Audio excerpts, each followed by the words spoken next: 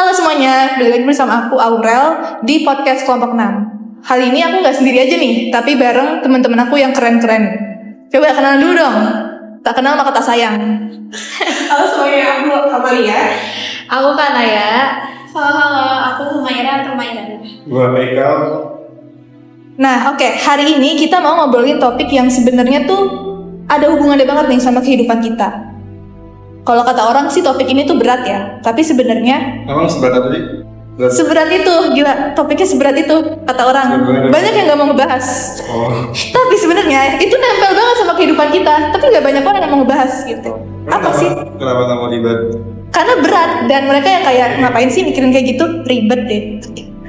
Jadi gini, kita tuh ada salah satu topik menarik. Ternyata ada hubungan kaitannya antara salah satu aliran filsafat eksistensialisme sama salah satu materi psikologi kesadaran dan ketidaksadaran. Iya, kedengarannya ribet sih. Tapi kalau dicatat maknanya ini tuh kayak ngejelasin kenapa kita pada mikir sesuatu terus nanti nyesel tiba-tiba gitu. Atau kenapa kita bereaksi tanpa alasan yang jelas gitu. Nah, jadi langsung aja tanpa berlama-lama lagi, ini kita bakal bahas secara pelan-pelan biar penonton pada paham semua ya. Oke, tapi berarti yang pertama nih kayak basicnya dulu gak sih? Ini kayak tentang kesadaran tuh apa sih? Itu ketidaksadaran tuh juga apa gitu? Pasti kan bingung gak sih? Enggak.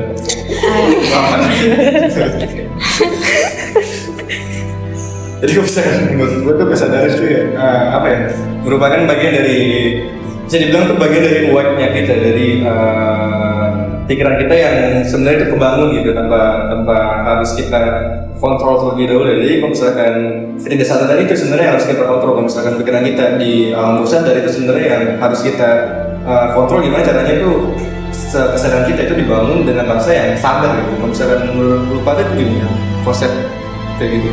Oh, berarti gini-gini. Kalau kesadaran tuh kayak tahu apa yang mau kita lakuin, terus kalau ketidaksadaran tuh kayak kita nggak tahu kenapa kita ngelakuin hal itu gitu ya. Tapi sebenarnya ketidaksadaran itu apa sih? Kayak kalau sadar, ini kan berarti kita tahu kita ngelakuin apa. Tapi kalau nggak sadar, ya kita nggak tahu, tapi kita ngelakuin itu. Tapi itu konsepnya gimana? Itu kayak tadi gerakan tangan lu gini kamu sadar. Tapi ini sadar, kita ngelakuin itu sadar gitu. Enggak, itu sadar lah. Aku gerak kayak gini tuh sadar. Nah, tapi kalau ketidaksadaran itu kayak gimana sih? Sebenarnya ada contoh lainnya, kayak kalian pernah nggak sih kayak mau menolak sesuatu tapi malah bilang iya? Enggak. Oh, refleks bilang iya. Jadi itu biasanya People pleasure nggak sih? Bisa sama ya sama ketidaksadaran. Oh iya, berarti people pleaser itu nggak sadar semua ya? Gitu ya? biasanya ada konflik kecil yang tersembunyi antara kesadaran pikiran rasional sama ketidaksadaran si pressure itu sendiri. Iya, aku sering tuh. Berarti itu ketidaksadaran dong. People pleasure. Iya, people pleaser itu berarti termasuk ketidaksadaran tuh ya? Belum tentu nggak sih? Tapi udah pasti kan katanya kalau otak kita bilang enggak, tapi kita malah bilang iya Soalnya gitu. kalau misalnya kadang people pleasure itu kan terkadang kita menolak tapi kita bilang gitu karena rasa nggak enak doang. Iya, itu tergantung konteksnya sama situasi sendiri. Tapi nih, aku jadi ingat sama satu kejadian. Ini cerita sedikit ya. Jadi aku tuh pernah dikasih pilihan, tapi aku yakin banget gitu sama pilihan aku. Tapi ketika disuruh buat keluarin isi pikiran aku udah keluarin nih pilihan aku, tapi ternyata tiba-tiba nyesel. Itu benar-benar langsung nyesel setelah mengeluarkan isi pikiran aku sendiri gitu. Nah itu termasuk ketidaksadaran juga atau kenapa? Atau gimana sih? Jadi nih ya, aku pernah dikasih pilihan, disuruh bikin pilihan, tapi tiba-tiba tuh aku nyesel sama pilihan aku sendiri. Padahal sebelumnya tuh kayak, oh ya udah pilih ini aja, yakin banget gitu. Nah itu termasuk ketidaksadaran apa gimana tuh? Iya, karena itu tuh kadang kita ngambil keputusannya tuh kayak diambil karena pressure itu sendiri, kan dari dorongan emosional tersembunyi itu. Jadi kita kurang refleksikan pilihan yang kita mau ambil. Kayak itu pikiran otomatis kita malah yang ambil lagi. Berarti kayak pengalaman awal tadi tuh pasti kayak banyak banget yang relate kan, kayak yang ngerasain gitu karena terlalu terburu-buru terus kebawa emosi jadinya blunder sendiri dan malah salah pilih. Berarti pikiran manusia tuh nggak sederhana kayak aku mau ini atau aku nggak mau itu gitu sih. Yap, betul banget. Karena kayak di pikiran kita tuh ada isinya tuh dorongan primitif, pengalaman sepele waktu kita masih kecil, atau luka batin, atau bahkan konflik yang nggak pernah selesai tuh. Kayak gimana tuh contohnya? Kayak, aduh, gimana ya jawabnya? Kayak misalnya ada orang gabung udah bertahun-tahun tuh, kayak gitu. Terus juga jadinya atau enggak ini soal inner child, kayak misalnya kayak gitu, kayak jadi kita nggak sadar tuh kita suka kayak anak kecil karena inner child kita trauma belum gitu masuk gitu. Kenapa? Trauma gitu masuk gak? Kalau Trauma. oh iya bisa. Nah, pertanyaannya, bisa nggak sih kita tuh ngambil keputusan tapi kita tidak sadar? Karena kan otak kita mostly dikelilingi sama tidak sadaran itu sendiri. Bisa, tapi ada syaratnya, yaitu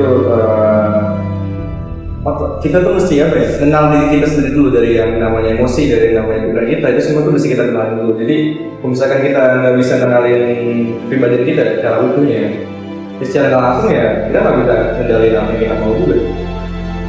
Berarti emosi itu emang penting banget ya di kita nih, karena sering banget kita kan kayak ngambil keputusan yang itu tuh bukan dari hasil pemikiran kita atau dari pemikiran yang logis gitu kan, tapi dari emosi. Jadi sebelum pilih buat hidup itu manusia harus sadar dulu kalau dia itu ada gitu ya, dan dia tuh bertanggung jawab sama pilihan hidup dia gitu. Nah, benar banget. Itu salah satu dari salah satu aliran filsafat eksistensialisme. Nah, eksistensialisme itu aliran filsafat yang bilang kalau manusia tuh atau kita ini bebas milih hidupnya, tapi kebebasan itu sendiri datang bareng sama tanggung jawab. Dan eksistensialisme itu percaya kalau misalkan manusia itu harus hidup secara sadar, bukan cuma ikut-ikutan orang lain doang. Jadi kita tuh nggak boleh kayak apa ya, sekedar ikutin kata orang lain kayak ini tuh yang kayak gini. Sebenarnya hidup kita tuh ya harus dengan otak kita sendiri, bukan dengan otak orang lain. Berarti kayak hidup tuh emang memilih, tapi memilih dengan penuh kesadaran gitu ya. Benar, tapi jangan lupa juga, karena kebebasan itu pastinya ada konsekuensinya. Karena kan kita bisa bebas memilih sesuatu, tapi kan pasti dibalik itu tetap dibarengi sama tanggung jawab kita sendiri. Jadi kita udah siap menanggung apapun yang bisa datang dari pilihan kita sendiri. Ya contohnya tuh kayak, ini contoh gampangnya doang ya. Kayak misalnya kan lu tuh salah jurusan ya, awalnya tuh gak pengen masuk psikologi, tapi ternyata in the end lu masuk psikologi ya. Ternyata lu gak suka sama jurusan itu, ya mau gak mau lu tanggung jawab sampai akhir. Kenapa lu di jurusan tersebut?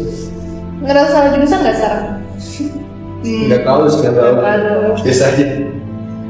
Jadi itu pokoknya eksistensialisme ini nih, aliran filsafat ini ngajarin kita itu buat nggak kabur gitu dari pilihan. Even pilihan yang bikin kita tuh stres atau malah jadi bikin ragu sama diri sendiri. Iya benar, karena yang penting itu kita pilihnya dalam keadaan sadar, bukan di bawah tekanan atau dari pikiran otomatis kita sendiri. Tapi emang kalau misalnya kabur dari masalah itu suatu hal yang buruk. Kenapa? Kalau kabur ini suatu hal yang buruk kan. Nah, Iya, kabur dan merugikan orang lain. Iya. Nah itu dia. Avoidance nggak selalu buruk. Kenapa? Avoidance nggak selalu buruk. Tergantung konteksnya ya. Iya, kalau merugikan apa orang yang lain. dia perbuat. Oh, oke. Se-avoidant apa dia? Kalau tiba-tiba kabur gitu, itu kan merugikan orang lain, mainin perasaan orang lain gitu. Oh relate. Gimana ya? Tapi setelah dibahas-bahas nih, ternyata nyambung banget ya semua ini. Iya kan? Nah, eksistensialisme itu sebenarnya butuh kesadaran. Nah, tanpa kesadaran, manusia cuma hidup otomatis kayak robot gitu. Kesadaran itu sendiri juga sebenarnya itu bukan musuh, itu cuma bagian dari yang perlu kita kenali doang. Karena kesadaran bisa menghalangi kita buat hidup yang lebih otentik sebenarnya. Jadi ketika kita milih buat nggak sadar, ya kita tuh sebenarnya itu udah kehilangan makna hidup yang benar ya. Jadi pilihan-pilihan kita itu didasarkan dengan asumsi orang lain, didasarkan dengan pikiran orang lain yang sebenarnya itu nggak ada gunanya juga buat hidup kalau misalkan terus ngikutin orang lain. Jadi eksistensialisme ini tuh kayak ngajak kita buat bangun dari autopilot gitu. Tuh. Benar, karena kita hidup juga dari kebiasaan kan, kayak dari emosi sesaat juga, atau pressure itu sendiri, dari tekanan lingkungan, entah sosial atau keluarga, yang sebenarnya tuh kita nggak benar-benar bisa milih itu. Tapi walaupun begitu ya, ketidaksadaran itu tetap dalam diri kita apa enggak sih? Bisa nggak sih kita hilangin gitu? Jadi Nggak kita bisa. full sebenarnya sadar. Kenapa nggak bisa? Karena kesadaran itu tuh bagian dari otak Iya, juga sebenarnya. karena kita tidak sadar kan katanya 90% ya. Jadi pastinya sangat ngaruh dan itu tuh nggak cuma perlu nyadar. Kita tuh cuma perlu lebih fokus sama keberadaan itu sendiri. Biar kita bisa ngambil keputusan yang lebih jernih sama lebih matang. Di tempatnya ngontrol doang sih, tidak bisa dibilangin. Nah, jadi intinya tuh eksistensialisme ini ngajarin kalau kamu penentu hidup jalan sendiri, asal kamu sadar gitu kan. Kalau misalkan dari sisi psikologi ya, di psikologi itu namanya itu psikoanalisis yang membahas tentang dua wilayah penyesalan manusia itu bagian dari kesadaran juga penyesalan juga. Jadi ketika psikologi ngajarin hal tersebut itu tuh udah ternyata bahwa kesadaran juga itu nggak bakal bisa bilangin juga apa yang dari tadi juga, dan itu bisa bilangin apa itu nggak bisa bilangin.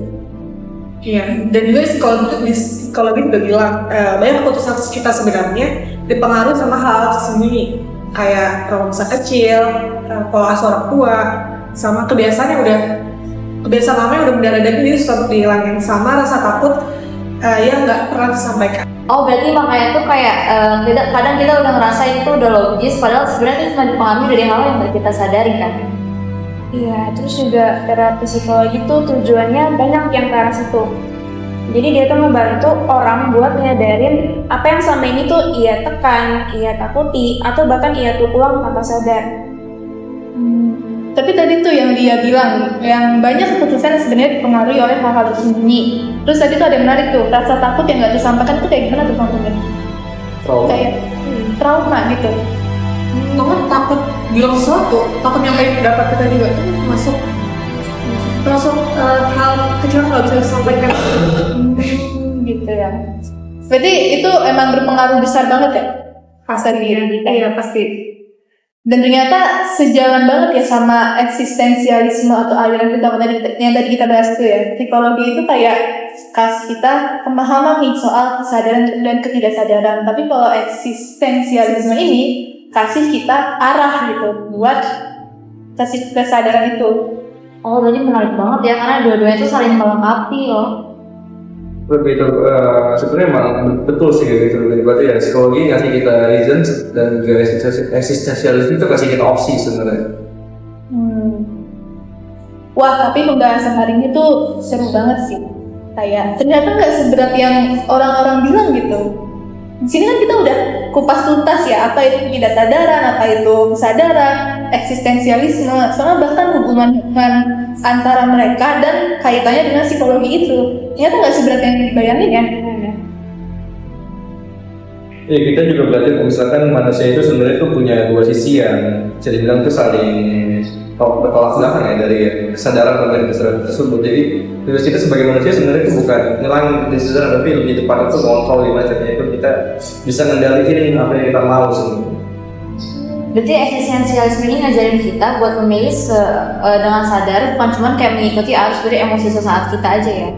Dari psikologi sendiri membantu kita tuh memahami apa hal-hal yang tersembunyi di dalam diri kita.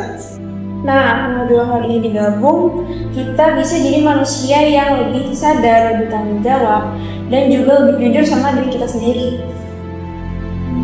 Nah mungkin itu aja kali ya pembahasan kita kali ini. Semoga Sorry. Bentar ya. Oke. Nah mungkin karena tadi kita udah bahas banyak banget nih, jadi kita tutupin aja kali pembahasan kita sampai sini. Semoga obrolan kali ini nih bisa bikin teman-teman yang nonton semua bisa jadi lebih mikir kayak selama ini kita itu udah benar-benar memilih atau cuma reaksi semata aja gitu. Itu karena tadi kita bahas. Nah, Terima kasih yang sudah mendengarkan. Semoga dapat bermanfaat. Sampai ketemu di episode terima kasih sudah dengerin podcast kelompok yang keren ini.